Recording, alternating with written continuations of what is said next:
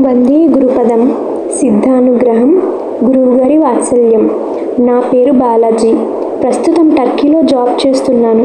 నేను ఒకప్పుడు 80% ఆస్తికవాదిని మరియు 20% పరిశోధనాత్మకంగా ఆలోచించేవాడిని. నాకు 2018లో యూట్యూబ్ మాధ్యమం ద్వారా గురువుగారి గురించి తెలుసుకున్నాను.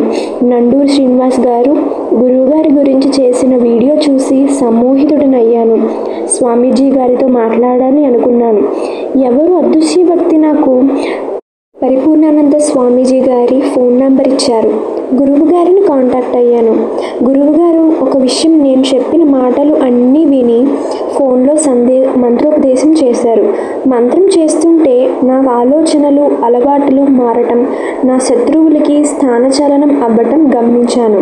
ఒక యాక్సిడెంట్ నుండి స్వామివారి ఆశీస్సుల వలన, మంత్ర దేవుడి ఆశీస్సుల వలన, అనుగ్రహం వలన తప్పించుకోగలిగాను. అప్పటి నుండి సర్వం గురువుగారే.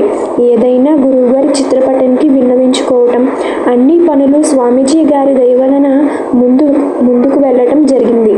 గురువుగారు స్వప్న దర్శనం ఇస్తూ ఉండేవారు. 2018 ఆగస్ట్ నెలలో వైజాగ్లో గురువుగారి దర్శన భాగ్యం కలిగింది. గురువుగారి ఆశీస్సులు పొందగలిగాను.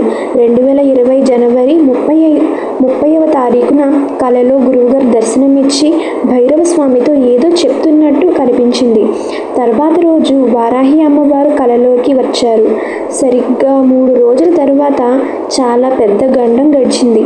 కరోనా తీవ్రంగా ఉన్న సమయంలో కూడా మా ఆఫీస్లో నవంబర్ చివరి నెలకు ఒక్కరికి కూడా కరోనా ఇన్ఫెక్షన్ రాకపోవడం, గురువుగారికి భక్తుడి మీద ఉన్న వాత్సల్యం మరొక్క మాట చెప్పి ముగిస్తున్నాను.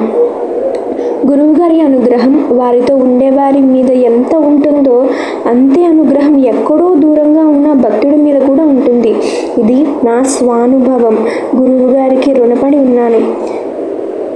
శ్రీమద్ సిద్ధేశ్వరానంద యతీశాయ నమో నమః అని బాలాజీ అనే వ్యక్తి డిసెంబర్ 27న 2020వ తారీఖు ఫేస్బుక్ ఛానల్లో పోస్ట్ చేయడం జరిగిందండి.